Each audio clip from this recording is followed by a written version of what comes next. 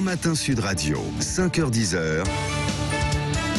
Patrick Roger, Cécile de Minibus. 9h49, on vous parle écologie ce matin. Ça s'appelle le kit pour voyager en écotopie aux éditions Tana Édition. Et nous sommes ce matin avec l'auteur Vincent Dubail, ingénieur de l'École nationale des travaux publics de l'État. Oui. Bonjour Vincent Dubail. Bonjour. Bon, je précise pour les auditeurs que c'est pas un kit en tant que tel, c'est une grande réflexion. Mais quand on le lit, on se dit oui qu'on aurait besoin d'un kit pour voyager. C'est quand même quand on le lit, c'est sombre, hein, c'est dur. Alors c'est un bon titre que vous avez trouvé, écotopie, c'est-à-dire qu'il y a l'écologie et l'utopie. Mais le monde que vous nous présentez dans votre livre, Vincent Dubail, c'est un monde sous le signe de l'effondrement, si on ne fait rien. De toute manière, là, les chiffres sont assez alarmants. Donc, il faut pas en avoir peur. Il faut les prendre en tant que tel pour proposer quelque chose de différent. C'est le sens d'ailleurs de ce que je propose. Je ne fais pas fi du monde actuel. Je pars du monde actuel pour proposer quelque chose de plutôt désirable. Donc c'est le propre de l'utopie d'ailleurs. Oui, non mais c'est vrai, oui, parce que vous dites que dans le monde actuel, si l'on continue, on va vers cette terre complètement surexploitée et on ne pourra plus y vivre véritablement. Ah bah ça c'est sûr. Regardez juste l'utilisation des ressources. On a une démographie très importante. On a des ressources qui partent à volo. Je veux dire, juste aujourd'hui cette année. Le jour du dépassement, il est un peu retardé de 8 jours, je crois. C'était un peu plus d'une semaine. Mais si chaque année on fait ça, on n'aura plus de ressources pour tout le monde et on ne pourra pas vivre de manière convenable. Ça sera toujours les mêmes qui vont vivre dans un espace. Oui. On vous entend pas. On vous entend plus. Allez-y, continuez par Zoom. Est-ce qu'on vous entend toujours, Vincent? Vincent Dubail, vous êtes avec nous? Non, je crois qu'il n'est pas. Vincent Dubail avec nous pour kit pour voyager en écotopie. On a un petit souci. On va le retrouver en fait dans une seconde. Vincent Dubail, donc c'est kit pour voyager en écotopie. Je précise que dans un instant, donc ce sera Valérie Expert qui sera avec nous à 10h avec Christine Bravo qui sera son invitée. Dédé Berkoff sur le pont ce midi. Oui, Vincent, vous êtes avec nous, Vincent Dubail. André Berkoff ce midi avec son invité qui sera Philippe de Villiers, qui vient de sortir un livre et qui sera là. Je pense qu'il y aura beaucoup de réactions. Vincent Dubail, on vous a retrouvé oui. Par téléphone, comme quoi la technologie nous joue toujours quand même un peu des tours. Vous dites, pour faire respirer la société, et puis c'est l'ensemble en fait des sociétés, il faut passer à des étapes radicales. Oui, je crois que le mot radical est le plus important. Ouais. Finalement, aujourd'hui, on fait des demi-mesures, alors que face à l'effondrement, je crois que il faut prendre le sujet à bras-le-corps. Il ne faut pas arriver avec des mesurettes, comme on peut en voir par certains gouvernements d'ailleurs. Mais il faut vraiment passer une étape supplémentaire. Moi, je propose par exemple une réduction de la consommation. Elle est radicale, c'est-à-dire moins de produits dans les commerces, mais on choisirait collectivement ces produits. Par exemple, réduire le nombre de routes en France, parce qu'aujourd'hui, quand vous regardez l'emprise des routes en France, ça coûte. Oui, de la route, ça représente un tiers, c'est équivalent à un tiers de l'Île-de-France. C'est équivalent à la superficie de l'Île-de-France, les emprises routières en France. C'est quand même assez considérable.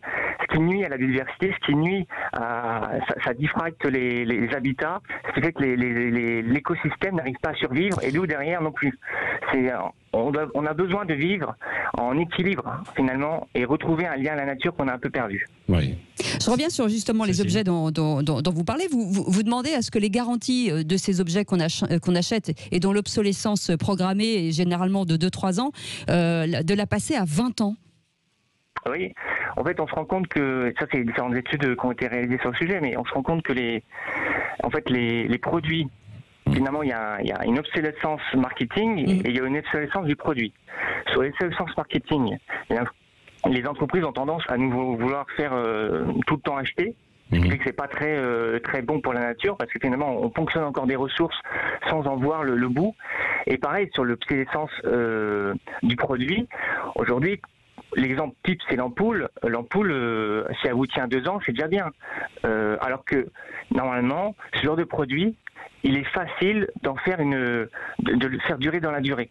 Et c'est pourquoi si on met une garantie dessus, et de manière très longue, ça oblige les entreprises déjà à avoir des pièces détachées et à les fournir en longue durée, et donc à pas renouveler forcément toujours leur stock avec des nouvelles ressources, avec l'utilisation de nouveaux produits pour proposer de nouvelles gammes de produits auprès des consommateurs.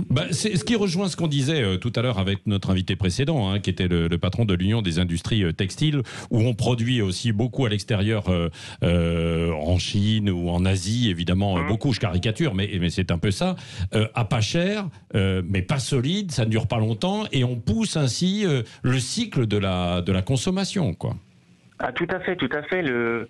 Et c'est toute l'idée d'ailleurs de relocalisation avec des produits qualitatifs. Mais je crois vraiment que avant, il y a la durée de vie des produits qui est importante. Bien sûr.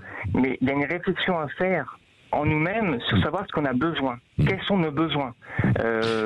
André Gorz, il parle de besoins qualitatifs, de besoins radicaux d'ailleurs. C'est-à-dire qu'est-ce que moi j'ai besoin pour vivre et qu'est-ce qui me conviendrait. J'ai pas forcément besoin de la dernière voiture qui sort, j'ai pas besoin du dernier portable, le dernier cri. Non mais ça c'est vrai. Est-ce que, Vincent Dubail, est-ce que vous avez l'impression que cette période de confinement va permettre ou a permis à certaines personnes de se reposer des questions par rapport justement à sa consommation? Parce qu'on a vécu confiné, la Terre a respiré pendant, il n'y a plus d'activité humaine, ou en tout cas beaucoup moins l'espace de 2 mois, et quasiment sur toute la planète. Est-ce qu'il ne faudrait pas imposer des cycles comme ça?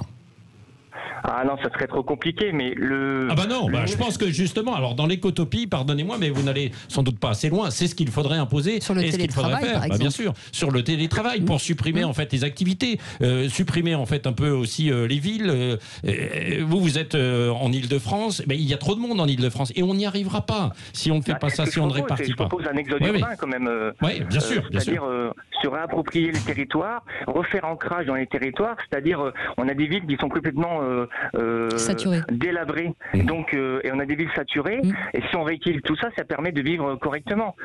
C'est pas normal qu'il y a des villes où le 3/4 des devantures sont fermées parce qu'il n'y a pas de commerce. C'est pas normal quand on passe l'été, moi je me balade énormément dans les villes, j'aime bien vraiment visiter le territoire. Et en donc, vélo, j'espère. À vélo. Oui, en vélo. Non, parce que vous en parlez beaucoup dans votre livre. Oui, je parle beaucoup de vélo parce que j'aime beaucoup le vélo, et je crois que c'est vraiment le moyen de mobilité d'avenir. D'ailleurs, il y a plein de choses qui sont faites en ce moment sur le vélo, et il faut saluer cette avancée. Mais je crois qu'on ne va pas assez loin.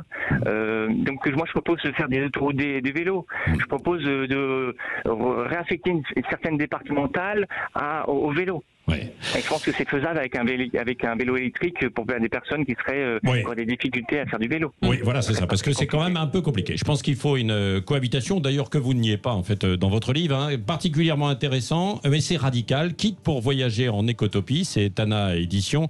Je précise au passage que vous êtes beaucoup impliqué auprès d'Europe Écologie Les Verts, et que vous travaillez aussi au ministère de la Transition écologique et solidaire. Merci d'avoir été avec nous ce matin sur Sud Radio. Et on avait eu la société Moustache qui est 100% française, qui fait des vélos électriques.